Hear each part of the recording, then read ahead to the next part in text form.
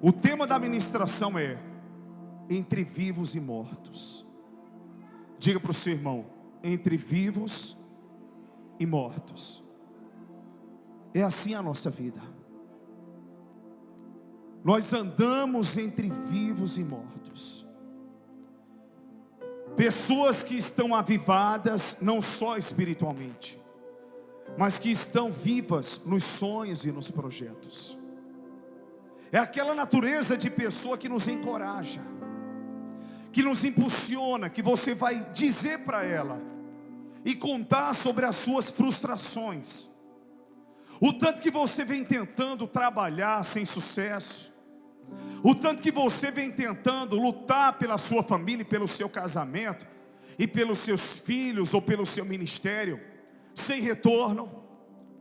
O tanto que você vem tentando lutar pela sua saúde, mas não consegue colher frutos dessa batalha. E de repente você encontra a vida naquela pessoa no qual você abre o seu coração. E ela começa a te fazer lembrar o que Deus já fez por você. Porque muitas vezes somos tão pressionados e oprimidos pelo que de ruim acontece, que nos esquecemos também o que de bom Deus fez. Não é só uma pessoa otimista, é uma pessoa de fé, e é uma pessoa que nos ama, que se ela não ajuntar, ela não vai espalhar. Ela sempre vai encontrar algo bom em você, para poder acrescer o teu coração. Não é trazendo só para você uma autoestima, porque a autoestima você tem agora e pode não ter amanhã. Você pode se olhar no espelho hoje e estar lindo, mas se sentir feio ou feia porque você não está bem interiormente. Mas é gerar fé, é te fazer lembrar das promessas e acreditar que aquela pessoa que talvez um presente não está sendo muito boa para você, no passado já foi muito boa, e você não pode desconsiderar o que ela fez de bom. Aquela pessoa, ela vai te fazer lembrar que talvez as vendas não estão boas agora, mas é um período que muita gente está passando, mas já foram boas. E ela vai dizer para você: tenha paciência, porque essa tempestade ela vai passar. Ela vai trazer um testemunho dela que vai gerar empatia com o seu. Ontem eu fiquei maravilhado quando eu estava na reinauguração do galpão, e meio a tudo aquilo que Deus fez, conhecendo a igreja do zero, o que mais me deixou maravilhado foi saber que pastor Paulinho vai ser pai. Depois de quase 18 anos, tinham só uma filha, e agora Deus presenteando com um segundo filho. Pastor, a gente não esperava. Sexta-feira eu estava na igreja do meu querido amigo pastor Daniel Aldani, e eu vendo todo o processo de tudo aquilo que Deus ele fez na vida dele, e celebrando a vitória dos meus irmãos. E foram homens que muitas vezes chegaram para mim dizendo: pastor, isso aqui está tão difícil. E eu falei: olha, é assim mesmo. Tem coisas que a gente não acostuma, mas a gente passa e o Senhor nos dá graça. Ele não prometeu que estaria conosco, ainda que passássemos pelo vale da sombra da morte. Então é muito bom quando você encontra uma pessoa que parecia ou tinha tudo para não estar viva, mas ela está viva, em sonhos, em projetos, em crer. E às vezes até você olha para ela e diz: meu Deus, não tem nem tanto para me oferecer. Tem gente que está morando em palácios, com tantas conquistas, mas não estão felizes. Tem pessoas que com o mínimo elas fazem o máximo. E de repente, eu lembro muito da infância das minhas filhas, quando ganhavam brinquedos caros dos avós, e de repente desprezavam. Brincava, desprezava. Daqui a pouco, cadê Lorena e Sofia? Está mexendo com um copo descartável, está pegando palito de fósforo e uma caixinha de fósforo e brincando. Eu falei: não gasta não. Eu até brinco com alguns pais: não pode colocar na boca, mas joga pedaço de papelão, pega palito de fósforo, pega plástico. Um dia Sofia, não foi que ela desprezou, ela deixou uma Barbie linda do lado, por conta de uma caixa de presente que veio com aquelas bolinhas que você fica estourando. Ela passou o dia todo, e quando não tinha mais bolinha para estourar, ela chorou: eu quero mais, queria passar o dia estourando aquelas bolinhas. E muitas vezes você vê que o prazer da criança está na simplicidade. E a gente pensa que o que é mais encantador, o que é mais extraordinário, é o que ela mais vai se apegar, mais vai gostar. Então de repente é maravilhoso quando você encontra vida. Você chega numa loja, você é bem atendido. Você chega num restaurante, você é bem atendido. Aquela pessoa, você está chegando agora, mas ela já está ali o dia todo. Ela poderia não estar simpática, você não sabe o problema que ela está enfrentando. E eu costumo elogiar as pessoas, já vou chamando de meu lindo, minha linda, já vou parabenizando, para que ela possa ser impulsionada ainda a ser melhor do que aquilo que ela já é. E de repente você encontra vida, você chega numa igreja, você não só encontra vida no louvor nem na palavra, você encontra vida em um abraço, encontra vida e alegria em um cumprimento que é verdadeiro. Que alegria te ver, que alegria te reencontrar, dá vontade de pular no pescoço, tendo força para colocar cada um nos braços ali na porta aí, sabe, jogar para o alto. Eu acho que vocês não confiariam muito em mim não, mas a vontade que dá pelo amor que eu sinto por vocês é essa. Mas de repente a pior coisa do mundo é você andar entre os mortos, com gente pessimista, com gente que não tem fé. Vai tentar isso? Eu já tentei, não deu certo. Vai tentar aquilo. Não só se trata de um conselho, é que a pessoa ela é do contra. Ela pode gostar do Corinthians, mas ela vai torcer pelo São Paulo, só porque você torce pelo Corinthians. Ela pode gostar do Palmeiras, mas ela vai torcer por outro time. Em tudo ela vai encontrar algum detalhe, não é para acrescentar, é para finalizar a frase da conversa, e ela não perde uma. Ela sempre vai encontrar uma justificativa. Ela sempre, na relação, sempre tem um probleminha dos dois. Não só relação homem e mulher, mas também mães, pais, filhos, tios, amigos. E a gente precisa ir para a cruz, mas aquela pessoa, ela não se dobra, ela não se curva como trigo. E a gente percebe que começa a andar em meio aos mortos. Que natureza de pessoa é essa, meu pastor? É aquela pessoa que você dá aquela chacoalhada, dá aquele conselho, você diz, olha, vai por aqui, não é que eu esteja certo, mas eu já passei por isso, eu já errei aqui, eu não quero que você erre, eu te amo, não é por aí, não é retribuindo mal por mal que você vai vencer, que você vai conseguir triunfar. Retribua com um bem, a semente plantada, ela traz um fruto colhido. E a pessoa faz diferente, aí você para e pensa, poxa, parece que eu estou jogando pérolas aos porcos. Gastei tanto tempo conversando com essa pessoa, não deu em nada. E você não sofre por pessoas que você não ama. Eu estou vendo fulano do outro lado da rua que mal eu conheço e não falou comigo. Não tem sofrimento. O sofrimento que você tem no seu coração é lidar com quem você ama, que é cabeça dura. Vamos estar na igreja, mas eu tenho as minhas dificuldades. Quem é que não tem? Precisamos ir, porque é o Senhor que nos ajuda a carregar as nossas cargas.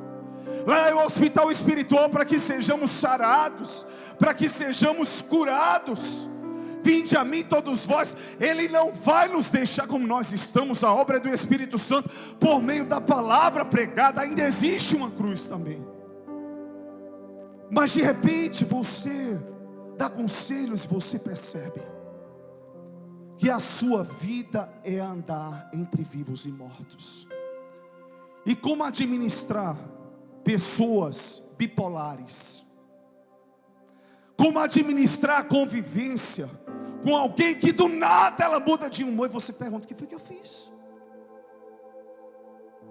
Às vezes não é TPM, às vezes não é o trabalho. É um policiamento que falta no caráter. Porque todos nós temos as nossas debilidades, mas nem sempre devemos falar o que vem na cabeça. Precisamos processar palavras. Palavras certas e mal colocadas, elas ferem. Mas palavras certas e colocadas com sabedoria, elas geram vida, porque a boca do justo, está lá em Provérbios, é manancial de vida.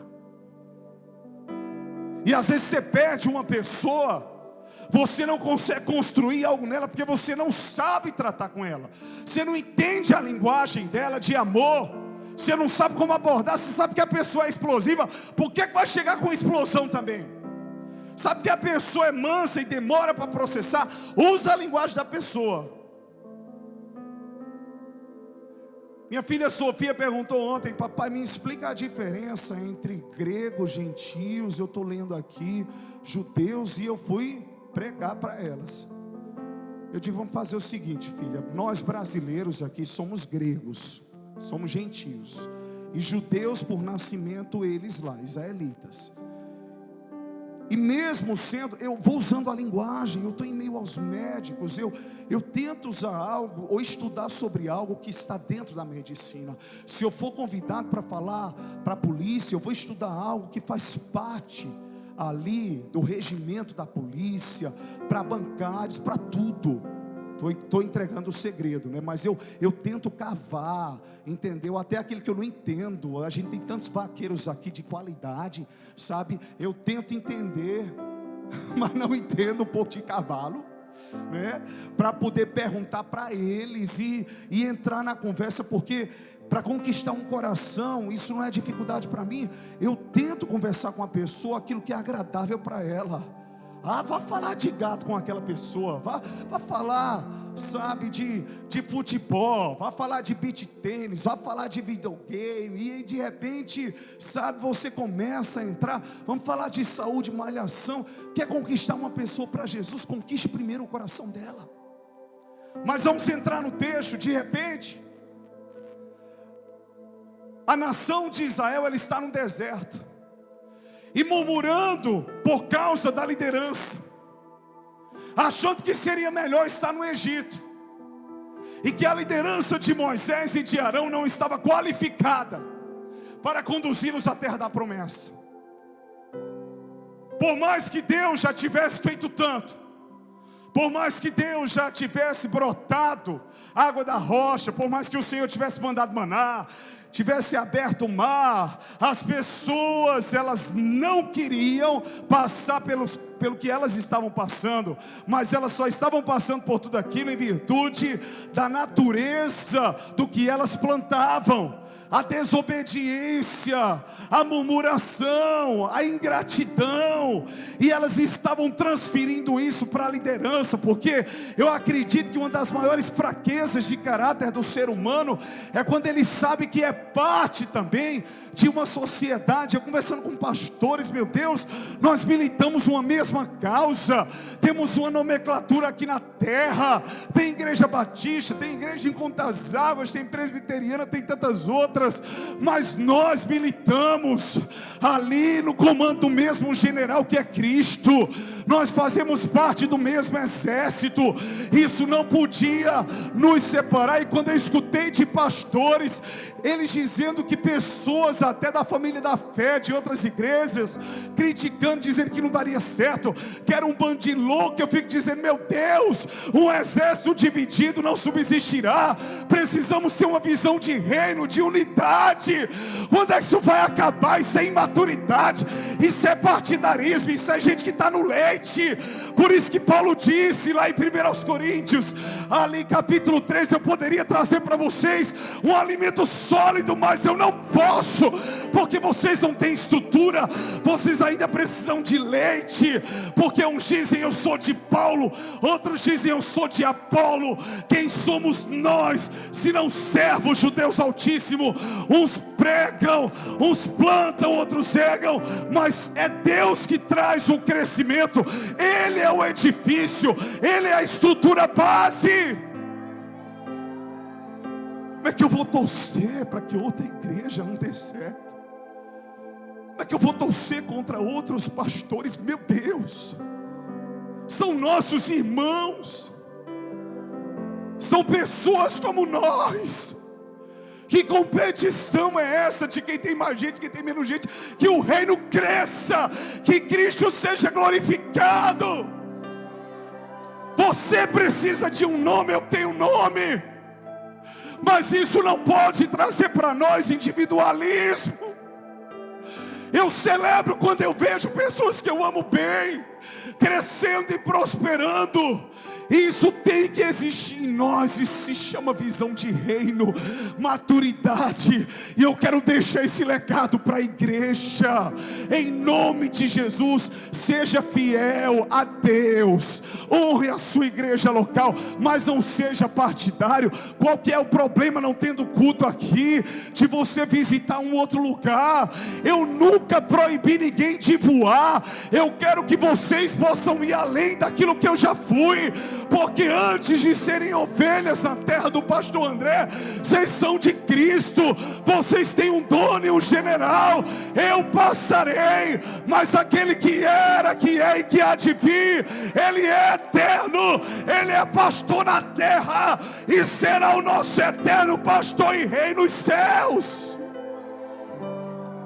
Aquela murmuração, e de repente Deus chama Arão e Moisés e diz: eu estou irado com o povo. Eles estão murmurando contra vocês. Eu vou enviar uma praga e vou acabar com eles. Moisés se prostra, meu pastor. E quando ele se prostra, ele diz: Arão, pega um incenso, vamos clamar a Deus por essas vidas. Arão vai lá, e o povo reprimindo Arão, apedrejando Arão, ele sai com o incensário no meio daqueles que ainda estavam vivos e dos que já tinham sido mortos pela praga. E ele começa a levar o incenso e oferecer a Deus adoração e sacrifício, clamando e dizendo: Deus, cessa essa praga. Como é que você está sendo alvo de pedradas, de críticas, de acusações, onde não estão acreditando em quem você é em Deus, em quem é Deus através de você, e você ainda se dispõe a sair no meio dos mortos e dos vivos para ajudar pessoas onde você não teria a menor obrigação? Você só faz isso por amor e por obediência a Deus. Foi isso que Arão ele fez. Sendo criticado, Moisés mandou, ele pegou o incensário e ele saiu. A geração que revela a glória de Deus é a geração que tem que ter estrutura para lidar com vivos e mortos. Existem muitos cadáveres no meio do nosso caminho, mas nós precisamos entender: não podemos ter medo deles. Se nós não podemos fazer nada com quem não quer viver, nós precisamos tentar salvar quem ainda está vivo e prestes a morrer, quem ainda sabe e diz: olha, eu tenho um pouco de esperança, eu quero ouvir a palavra. Sair com o incensário, clamando a Deus e dizendo: Deus, tenha misericórdia, mas essa pessoa não merece, ela te persegue, ela te critica, ela fala mal de você. Isso não é entre eu e ela, é entre ela e Deus, porque eu a amo. Enquanto estiver em vós, tende paz com todos os homens, com todas as vidas. Então, de repente, Arão saiu no meio do povo e Deus cessou a praga, mas a murmuração continuou, porque capítulo 17, haviam 12 líderes, cada um representava uma tribo, e Arão a tribo de Levi. E Deus falou com Moisés, dizendo: o povo está contrariando a liderança de Arão. Sabe por quê, meus lindos? Porque nem sempre as coisas funcionam como nós gostaríamos. Você não preparou a sua mercadoria para não ser vendida. Você não ensinou os seus filhos para eles terem algumas reações e atitudes que você vê eles tendo. Existem coisas que fogem do nosso controle. Teve gente que já saiu da igreja porque fizeram um negócio um com o outro, e um deixou de pagar o outro. O que é que eu tenho a ver com isso? O que é que Cristo tem a ver com isso? O que é que a igreja tem a ver com isso? O que é que eu tenho a ver se você vende um relógio à sua irmã e ela não paga? Olha o tamanho da igreja. Falta motivação, falta maturidade. Eu fui ligar, não, porque estou sentindo sua falta, não, mas enquanto fulano estiver lá, eu não vou. Falei, o que foi que aconteceu? E ainda teve gente que disse, pastor, fulano da sua igreja está me devendo, vá cobrar ele. Eu digo, te amo muito, mas na hora de você vender, você não me perguntou nada, agora vá cobrar ele você. Porque eu não tenho nada a ver com o negócio de ninguém. Eu não tenho nada a ver com quem come carne, com quem não come. Eu estou aqui para amar e cuidar das vidas. Mas não me mande consertar coisas que eu não fiz, crateras que eu não abri. Eu já carrego muitas coisas. Eu já faço muitas coisas que Deus me chamou e faço com amor. É cada uma de ligar para mim. Eu hoje sou mais corajoso, mas antigamente não. Pastor, 2 horas da manhã, as meninas pequenas, eu liguei para o senhor. Eu sempre estou ali atento a uma necessidade, porque o pastor é como médico. Porque eu perdi o sono, eu falei, eu vou ligar para o pastor, porque a gente conversando vai me dar sono. O senhor está com sono? Não, eu falei, eu estava dormindo, mas pode falar. Hoje em dia eu tenho coragem de falar, ô meu lindão, meu príncipe, minha princesa, tu perdeu o sono, mas eu estou com todo o sono do mundo. Vai orar que o Senhor vai colocar louvores na tua boca, vai te dar sono, mas não me use não para poder dar sono em você. E também ali me senti um nada, né? Porque eu falando com o irmão, ia dar sono nele. Eu digo, misericórdia, daqui a pouco eu estava falando sozinho e ele já roncando do outro lado. A gente passa por cada coisa. Já fui para velórios que era para liberar uma palavra. De repente disseram, pastor, eu fiz isso com todo amor, mas o senhor vai fazer o seguinte: tem uma pessoa ali que uma pessoa da família não gosta, bote ela para fora. Eu digo, como é que é a história? Porque o senhor tem jeito para falar. Eu digo, meu Deus do céu, eu não tenho coragem de ferir uma formiga. Quem me conhece na particularidade sabe, aqui no altar é autoridade, mas eu sou manso, eu sou amoroso demais, e não vou não. Aí tinha outro pastor comigo, eu digo, olha, vá você. Ele disse, eu mesmo não pedir ao senhor, que é tranquilo. Eu digo, mas eu não tenho natureza de colocar ninguém para fora. Resultado, nós fomos orar pela pessoa que pediu para colocar para fora, e a gente não botou a outra pessoa para fora. A gente ficou orando por ela até a pessoa ser sepultada, e ela não viu mais que ela ficou lá, e a pessoa não foi colocada para fora. Eu digo, meu Deus do céu, é cada cenário que a gente... Eu não vou nem me estender aqui, porque senão, sabe, você vai dizer, pastor, vocês passam por isso. Eu digo, passa. Tem pastor que chega, pastor, ansiedade, depressão, me ajude. Eu digo, bem-vindo ao time, meu filho, mas Deus é conosco. Tratar de gente não é fácil, principalmente adulto que quer agir como criança. Mas se você ama, Deus vai te capacitar. Tem graça de Deus, tem vida de Deus, tem gente que vai ser bálsamo de Deus na tua vida. Sempre encorajando homens e mulheres. Eu poderia pegar as minhas frustrações e colocar para fora. Então de repente Deus chega e diz, vou provar quem tem chamado e quem não tem. Era deserto, não tinha flores, não tinha frutos. Mas eu quero dizer uma coisa para você: quem tem chamado de Deus e se permite andar entre os vivos e os mortos com o fogo de Deus aceso, Deus faz com que essa pessoa floresça no deserto. Só floresce a vara do homem e da mulher que tem chamado de Deus, mesmo em meio ao deserto, mesmo sem ninguém enxergar suas raízes. Então pegam as varas que representavam a autoridade de liderança de cada líder da tribo e apresentem na tenda da congregação, onde está a nuvem de Deus. E a vara do homem que florescer, é porque a este Deus escolheu. Os 12 colocaram, inclusive Arão. Quando Moisés chega lá no outro dia, a vara de Arão, que representava a sua autoridade, floresceu, deu folhas, deu flores e deu frutos. Diga assim o seu irmão: amêndoas. Diga assim o seu irmão: amêndoas. Por isso que é tão usado em Israel. Diga para o seu irmão: amêndoas. E naquela hora era uma preciosidade. Por quê? Porque logicamente uma vara desconectada da raiz, ela é um pedaço de pau lá, ela é morta. Concorda comigo? Floresce?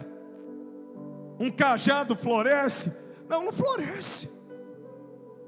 Mas quando Deus, Ele quer provar o seu chamado na vida de alguém, Ele diz: pastor Clédson, Isael, ele diz pastor Jonas, ele diz pastora Monásia, pastor Eli, pastor Jairo, vocês não estão em um lugar apropriado, porque é um lugar deserto, irmã Cláudia, mas eu vou fazer com que vocês floresçam, para que saibam que eu sou Deus na vida de vocês.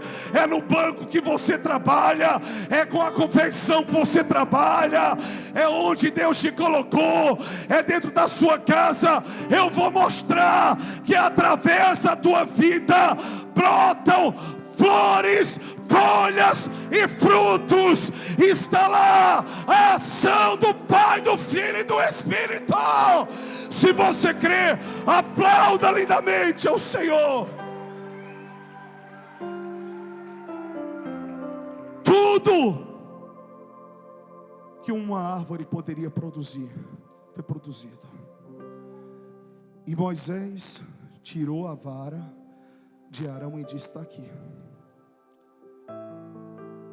Essa é a vara de Arão. Pode pegar as demais. Desses que vocês murmuram contra a liderança dele. Porque ele só passa o recado que Deus me dá. A palavra que Deus me dá, ele vai lá e compartilha.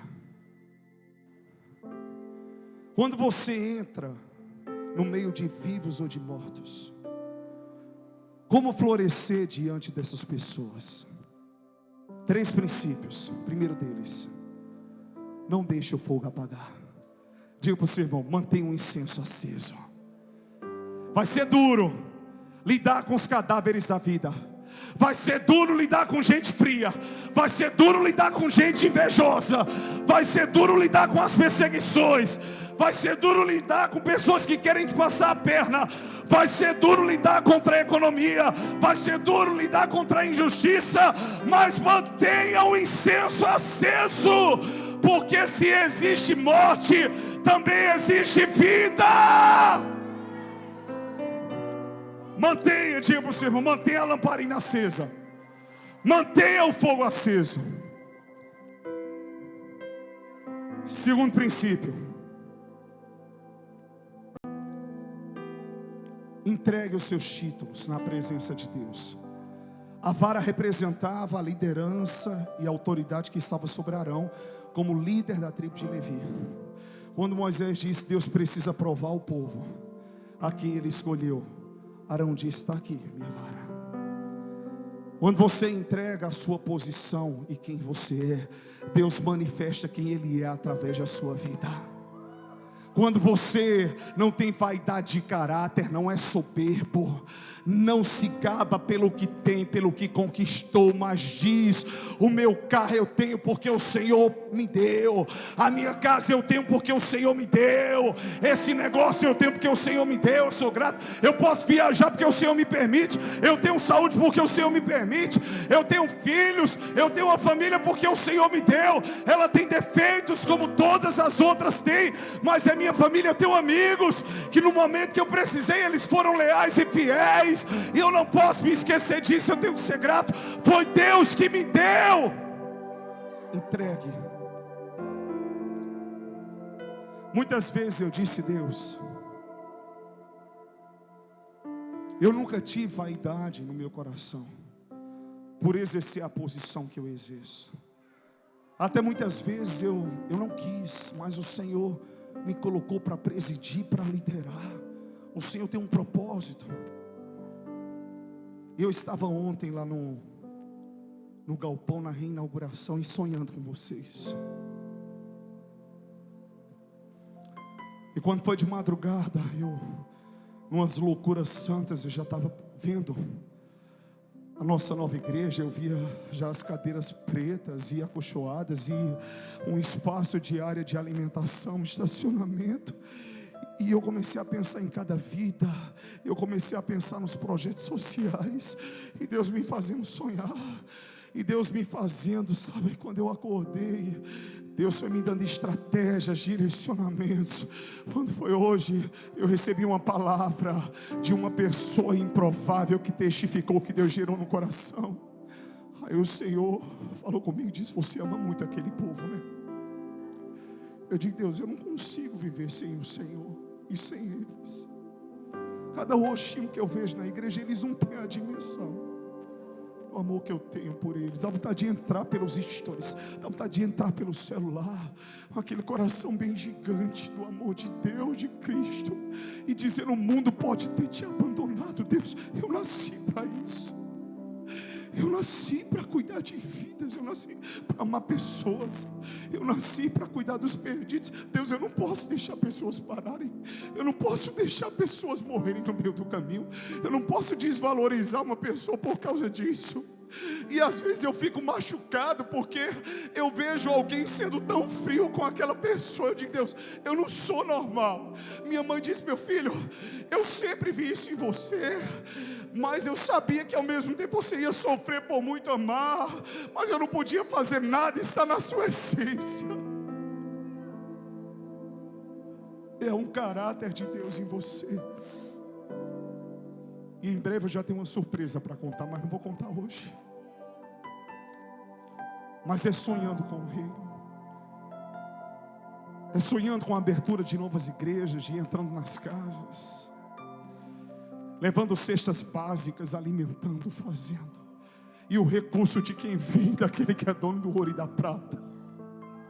Eu disse: Deus, eu não quero ajuntar tesouro na terra, eu não quero regalias se eu, minha esposa e minhas filhas tivermos um teto, um carro para andar, porque é necessário, e a comida, eu estou bem, Deus. Eu abro mão do que for. Meu carro está no conserto. Eu falei hoje para um pastor, eu digo: pastor, eu acho que eu não quero mais ficar com o carro, não. Eu quero colocar o carro já aí na entrada do terreno, já pode ficar. Eu não quero carro para... Não, pastor, mas é necessidade. Digo: não, vende, se eu puder vender roupa, o que eu puder vender. Eu não tenho apego às coisas dessa terra, não. Eu quero ver a obra de Deus crescer, eu quero dar passos de fé, eu quero que vidas sejam alcançadas. Não importa a classe social, não importa como elas se vestem, não importa quem elas são, eu amo o que Jesus ama. E de repente Deus me fez andar sobre vivos e sobre mortos. E o Senhor, Ele disse: por quantas vezes, meu filho, você quis abrir mão de tudo? Diga para o seu irmão: entregue o que é seu. Fala para o seu irmão com fé: entregue o que é seu, e Deus vai dar o melhor dele para você. Tem gente que está segurando a vara, a autoridade, porque essa é a minha posição. Não, meu irmão.